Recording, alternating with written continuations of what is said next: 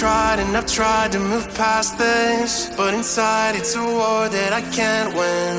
I'm trapped in a chemical prison where I can't find myself, and I can't feel anything. My thoughts are crawling